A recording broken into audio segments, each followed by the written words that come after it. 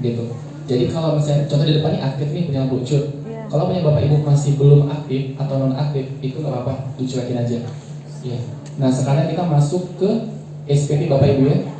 Di akun utama tadi kita pilih SPT, pilih menu SPT, lalu pilih lagi SPT. Nah kita masuk ke permasalahan utama nih, SPT, pilih lagi SPT. Nah setelah itu akan muncul tampilan seperti ini. Di menu SPT belum disampaikan. Nah setelah muncul seperti ini, Bapak Ibu klik buat konsep.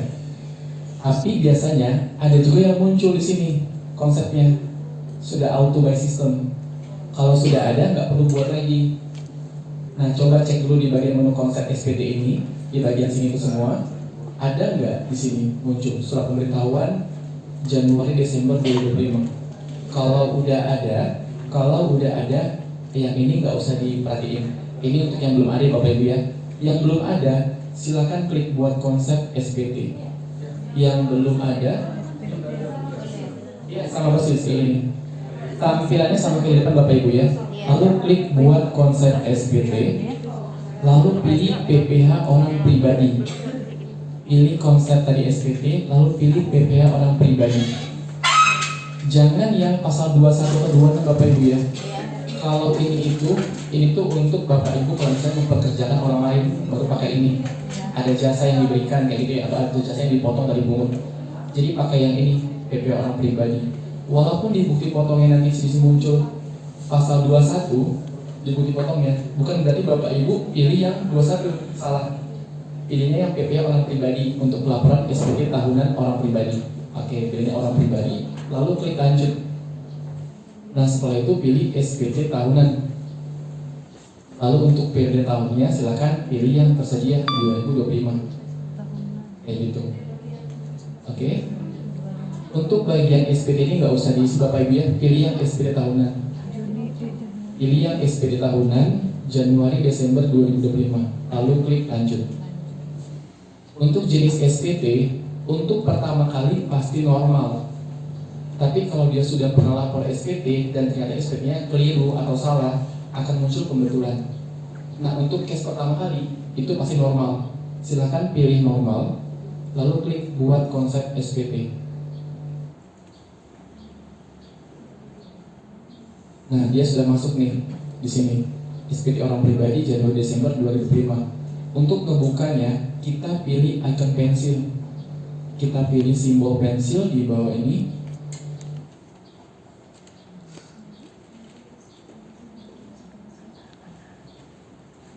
Oke Bapak Ibu, masuklah kita ke halaman induk SPT-nya. Cara pertama yang harus kita lakukan adalah biasakan terlebih dahulu mengklik posting SPT. Ini untuk mengupdate data jika ada bukti potong yang baru atau bukti potong Bapak Ibu salah dan diganti. Jadi kita bisa update datanya terbaru masuk ke induk SPT. Jadi biasakan di awal pertama kali itu selalu klik posting SPT. Oke. Nah setelah itu Bapak Ibu untuk sumber penghasilan silahkan dipilih. Di sini ada 3, kegiatan usaha, pekerjaan, dan pekerjaan bebas. Untuk sumber penghasilan dari gaji saja pilih pekerjaan. Gitu. Nah di sini case-nya Bu Cut ini adalah ASN. Jadi saya pilih pekerjaan aja di sini. Kecuali kalau Bu Cutnya itu punya pekerjaan lain kayak usaha dan sebagainya gitu ya, baru pilih kegiatan usaha. Atau kalau misalnya Bapak Ibunya itu notaris, aktuaris, dokter, pilih pekerjaan bebas. Tapi di sini case-nya kita hanya pilih pekerjaan karena anggapannya dia adalah ASN, hanya terima gaji dari sumber penghasilan guru atau sebagainya, pekerjaan. Oke. Nah di sini selalu pencatatan untuk orang pribadi. Kalau dia bukan melakukan kegiatan usaha dan tidak ada laporan keuangan, silakan pilih pencatatan saja di sini. Oke, setelah itu Bapak Ibu bisa ke bawah, gulir ke bawah. Nah, di sini ada status kewajiban perpajakan suami dan istri. Untuk Bapak Ibu yang nick-nya dipakai untuk sumber penghasilan, artinya suami punya NPWP, istri punya NPWP, nggak usah dipilih. Jadi yang ini dicuekin aja, nggak usah dipilih seperti ini. Contoh nih, beda NPWP sama suami, saya pilih MT kayak gitu. Nah ini salah. Bapak Ibu bisa hapus seperti ini. Biarkan dia menjadi silahkan pilih seperti ini aja. Oke. Nah ini Bapak Ibu. Nah ini lagi yang penting. Di induk SPP ini itu berisi pertanyaan yang sifatnya dinamis. Artinya saat Bapak Ibu pilih ya, akan memunculkan lampiran-lampiran lain di samping induk. Kayak gini. Nanti kalau misalnya Bapak Ibu jawabnya ya semua, akan muncul lampiran-lampiran lain di bagian induk. Nah, di sini posisinya karena sumber penghasilannya adalah pekerjaan, Bapak Ibu pilih jawaban ya hanya di poin 1A dan 10A. Bapak Ibu hanya jawab ya di bagian 1A dan 10A di sini. Selebihnya pilih tidak, dan seterusnya. Tidak. Lalu untuk bagian PTKP, dari PTKP Bapak Ibu bagian sini di poin nomor 5, penghasilan tidak kena pajak. Bapak Ibu di sini jangan asal isi. Ini isi berdasarkan dengan bukti potong di sini. Nah, di sini dia adalah K0. Berarti di SPP-nya kita harus isi juga K0. Nah, dia sama-sama 58.500.000, sama seperti di bukti potongnya juga. 58.500.000. Nah, kita samakan Bapak Ibu ya untuk PTKP-nya. Lalu selebihnya jawab tidak. Nah, untuk 10A dijawab iya. Jadi pertanyaan yang dijawab ya hanya di poin 1A dan 10A. Oke, selebihnya tidak.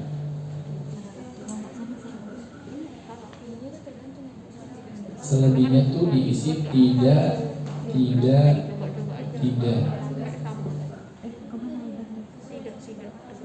Untuk PTKP atau penghasilan pajak diikuti berdasarkan bukti potong ya Bapak Ibu.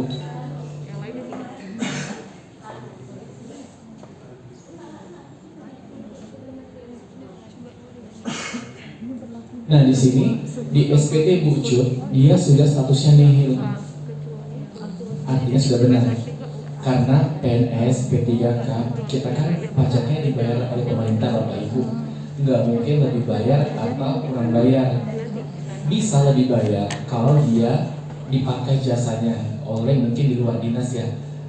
Dia ada jasa apa, contohnya kayak tenaga ahli dan sebagainya, itu bisa lebih bayar kayak gitu. Tapi biasanya kalau sumber penghasilannya hanya dari pekerjaan sebagai ASN aja, nggak ada pekerjaan lain, dia pasti nihil. Seperti contoh punya Bu Cut di depan.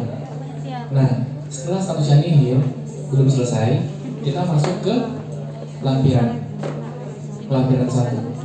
Setelah ibu semuanya sudah oke, kita jawab pertanyaannya dan statusnya nihil atau kurang bayar atau lebih bayar, untuk bagian itu dicuekin dulu. Untuk bagian status SPT, untuk memastikan dia itu nihil, kurang bayar, lebih bayar. Kalau dia nihil seperti ini, tetap kita harus cek lampiran. Kita masuk ke lampiran 1. Nah, di sini Bapak Ibu ada kolom harta, utang, anggota keluarga, penghasilan itu dengan pekerjaan, lalu daftar pemotongan PPh.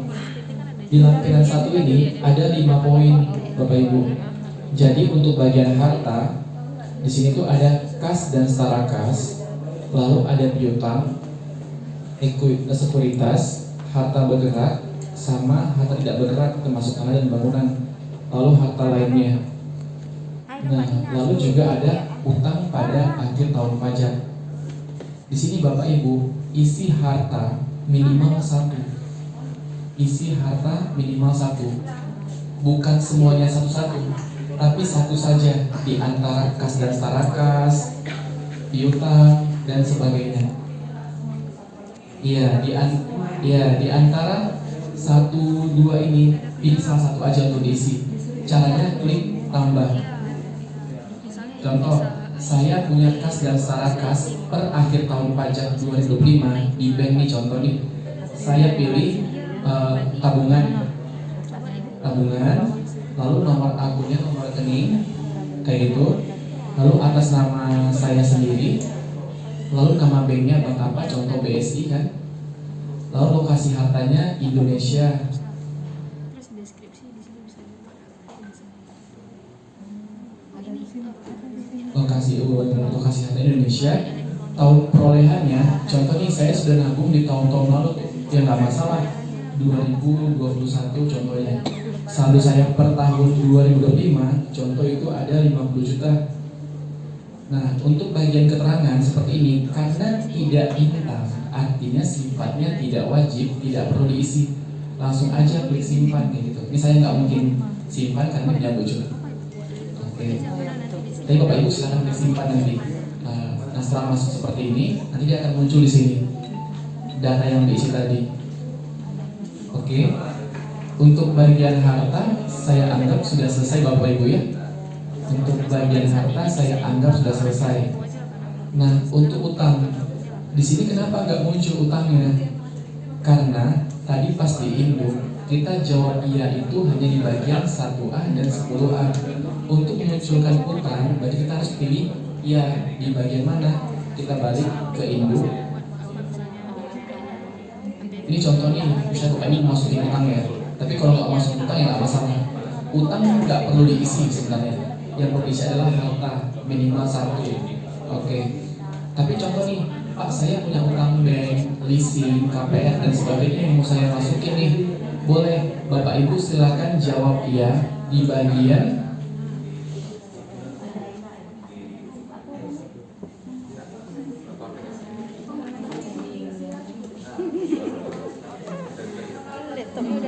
boleh.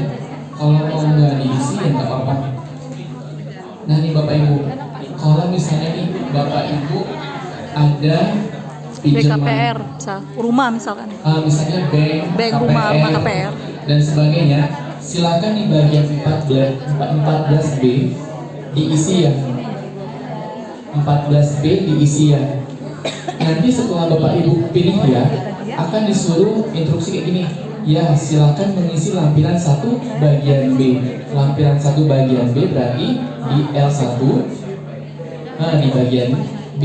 Nah, ini muncul kata tambah di sini. Kalau tadi kita nggak pilih, dia nggak muncul kayak gitu. Oke. Nah, setelah itu Bapak Ibu, untuk bagian data anggota keluarga, Bapak Ibu nggak perlu hiraukan karena ini dasarnya adalah data dari Dukcapil.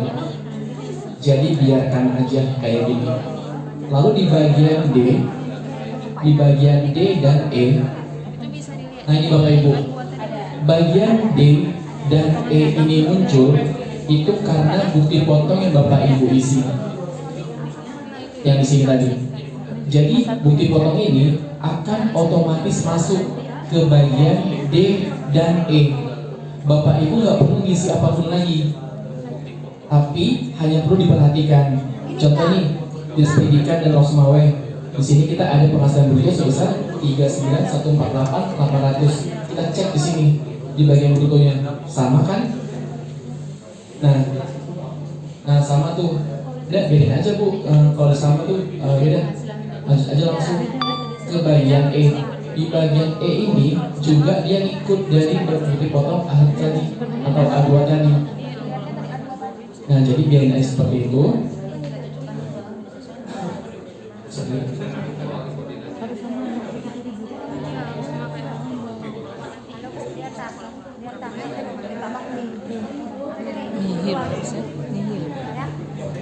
Oke, sampai di sini ada yang statusnya kurang bayar atau lebih bayar yang sudah dicoba.